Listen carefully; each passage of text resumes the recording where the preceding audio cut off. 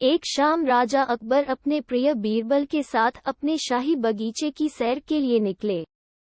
वह बगीचा बहुत ही शानदार था।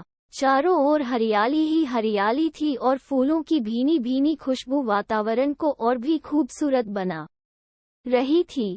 ऐसे में राजा को जाने क्या सूझा कि उन्होंने बीरबल से कहा, बीरबल, हमारा मन है कि इस हरे भरे बगीचे में हम हरे घोड़े में बैठकर घूमें। इसलिए मैं तुम्हें आदेश देता हूँ कि तुम 7 दिनों के अंदर हमारे लिए एक हरे घोड़े का इंतजाम करो। वहीं अगर तुम इस आदेश को पूरा करने में असफल रहते हो तो तुम कभी भी मुझे अपनी शक्ल न दिखाना।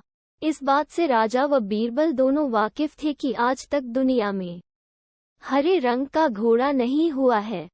फिर भी राजा चाहते थे कि बीरबल किसी बात में अपनी हार स्वीकार करे।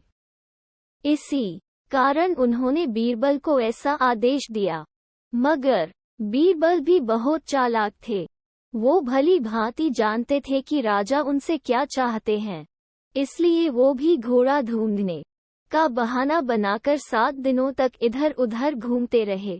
8वें दिन बीरबल दरबार में राजा के सामने पहुंचे और बोले, महाराज, आपकी आज्ञा के अनुसार मैंने आपके लिए हरे घोड़े का इंतजाम कर लिया है, मगर उसके मालिक की 2 शर्तें हैं। राजा ने उत्सुकता से दोनों शर्तों के बारे में पूछा। तब बीरबल ने जवाब दिया, पहली शर्त यह है कि उस हरे घोड़े को लाने के लिए आपको स्वयं जाना होगा। राजा इस शर्त के लिए तैयार हो गए। फिर उन्होंने दूसरी शर्त के बारे में पूछा। तब बीरबल ने कहा, घोड़े के मालिक की दूसरी शर्त यह है कि आपको घोड़ा लेने जाने के लिए सप्ताह के 7 दिन के अलावा कोई और दिन चुनना होगा। ये सुन राजा हैरानी से बीरबल की ओर देखने लगे। तब बीरबल ने बड़ी सहजता से जवाब दिया, महाराज, घोड़े का मालिक कहता है कि हरे रंग के खास घोड़े को लाने के लिए उसकी ये खास शर्तें तो माननी ही होंगी।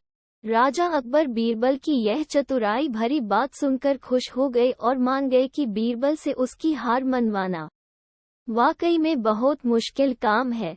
कहानी से सीख, ये कहानी हमें ये सिखाती है कि सही सूझबूझ और समझदारी के साथ नामुमकिन लगने वाले काम को भी आसानी से किया जा सकता है।